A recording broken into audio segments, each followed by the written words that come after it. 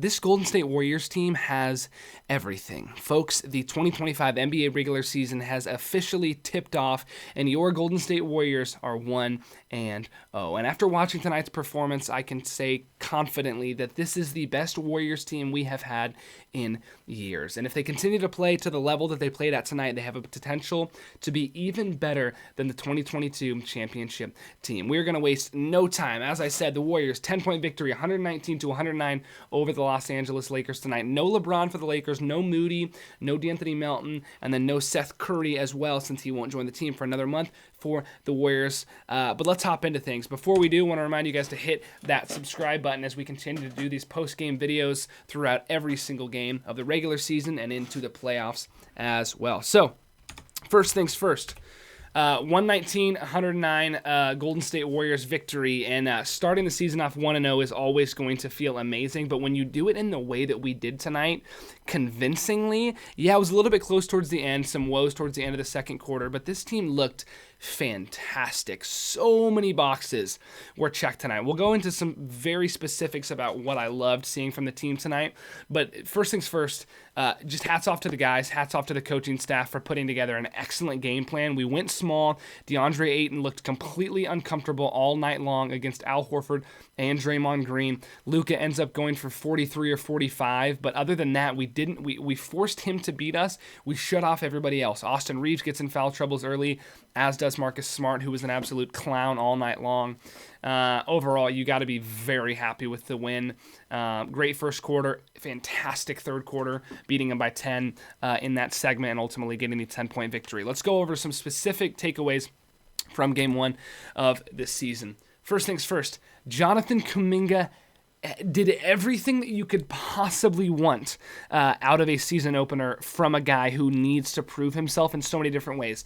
The things we talked about that he needed to improve on: 3-point shooting, made 4 of them tonight. The stroke looked absolutely pure. Number 2, rebounding and defensive capabilities. He looked locked in on both sides of the ball. Yes, there were some times where Luka Doncic exposed him on the defensive side of the ball, but Luka exposed everybody tonight. When he put up a 40-piece, you sort of start to just tip your cap a little bit and say, hey, that's okay. I'm going to focus in on other areas of my game.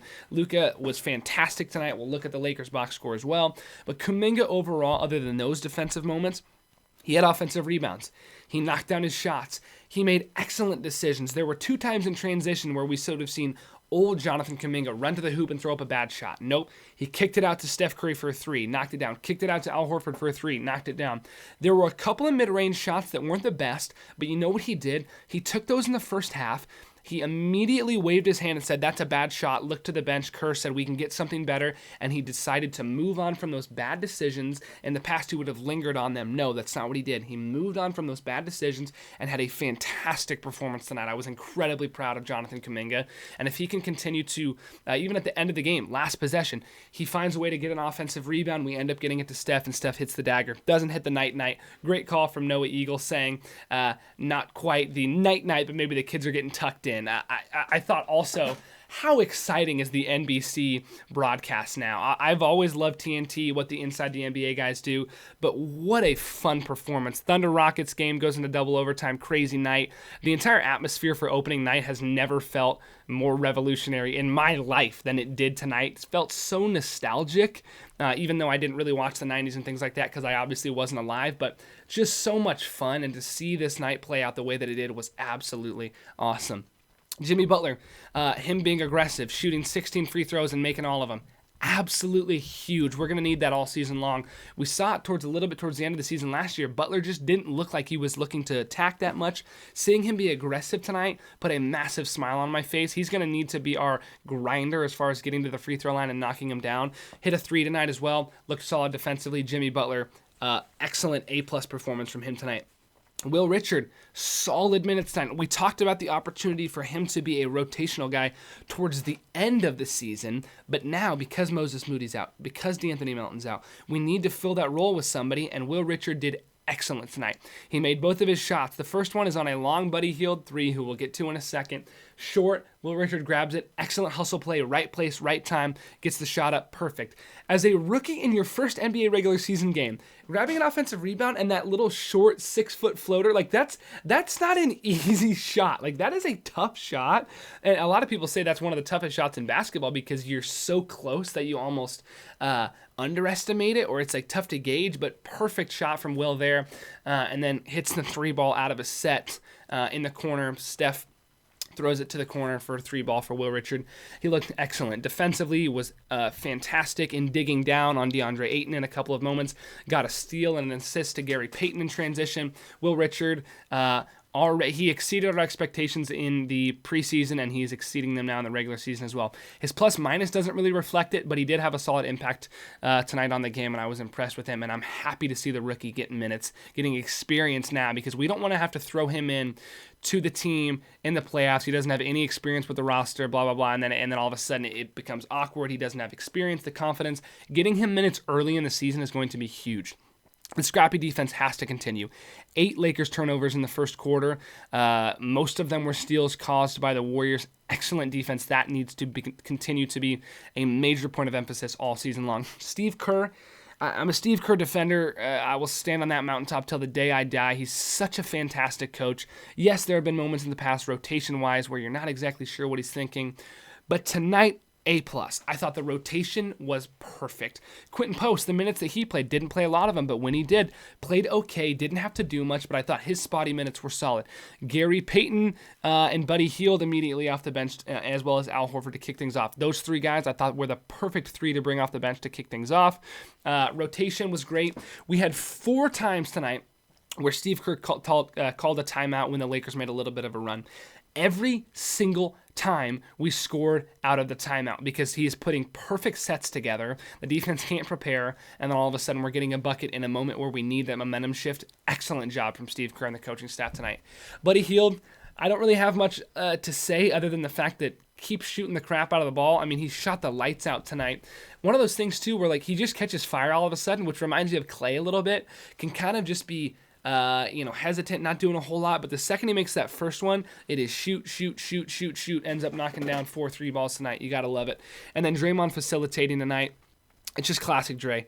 Not going to blow you away in the stat sheet, some fouls, some turnovers, but overall, he's still that guy that is at the top of the key, scanning everything and making good decision after good decision. Hits a 3-ball in the clutch tonight as well. That's just who Draymond Green is. You love to see it. Steph Curry, not noted on here. Excellent performance from Steph. Did everything we needed him to do. Hit the dagger at the end. You got to love it. Quick look at the box score.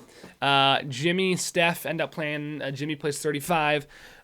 Steph plays 32. Pods and Kuminga, the 33 mark. And then Draymond doesn't get to 30 minutes tonight. Those are okay minutes as far as where we want our veteran guys to be on a nightly basis. Al Horford only ends up playing 20. You saw it from Steve Kerr. He said Al Horford will not play more than 20 minutes on most nights. And tonight, perfect execution.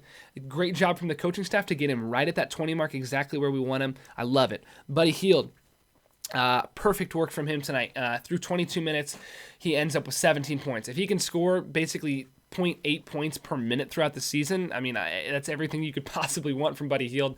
Highest plus-minus off the bench alongside Quinten Post at a +5. Shot the ball really well. Played solid defense. Buddy was excellent tonight. Same thing with Will Richard.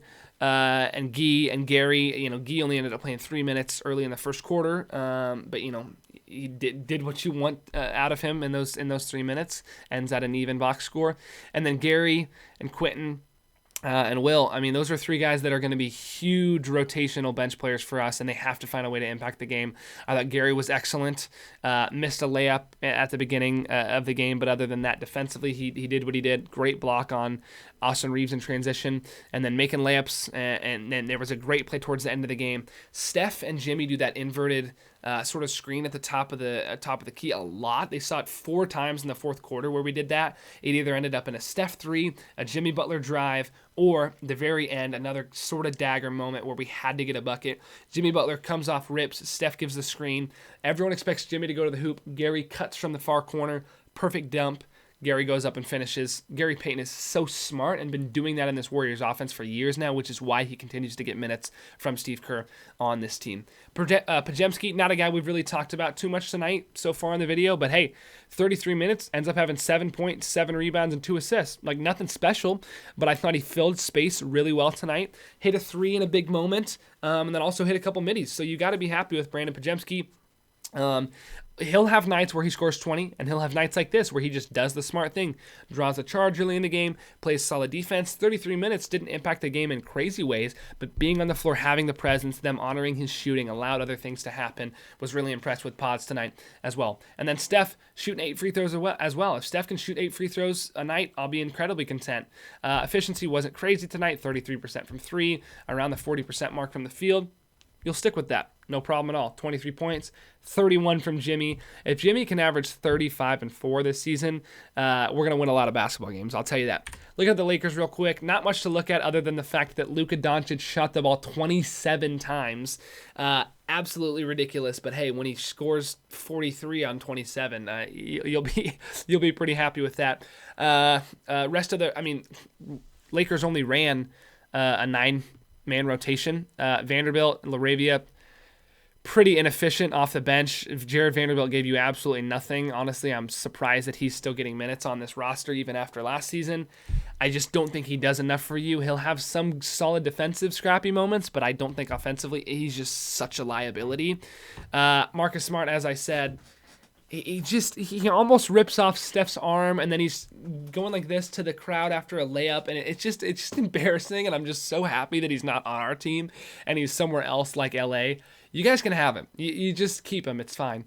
Austin Reeves, -14 plus minus. We shut him down tonight. He ended up having 26 and 9 assists. He had a decent game, but he looked out of rhythm the whole night. Ended with 5 fouls because we couldn't really play him much. They didn't really play him much in the fourth quarter.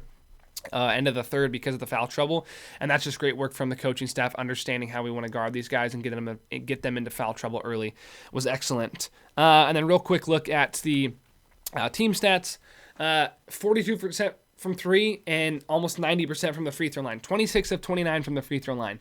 If we can do that all season, it is going to be a very fun year. Last thing, looking at our squad, when Moody and Melton come back, I fear a little bit because it feels like this is a team in a really good spot with a really good rhythm and a good groove, and it's like, where are those guys going to get minutes? I'm assuming Gary's minutes get cut a little bit, and Will Richard probably loses his minutes. And I respect Moses Moody, and I respect Melton, and I want them to play. But it's like, we're going to have a hard time figuring out this rotation with all these guys, which, again, is a good issue to have, but it is a frustrating issue to have. I hope we can do everything we can to get this rotation figured out, because tonight it was perfect. It was a perfect rotation tonight, and I'm worried that bringing the other guys in, feeling like you have to give Moody and Melton minutes, might shake things up and not be super positive, but we'll figure it out. Hey, right here once again.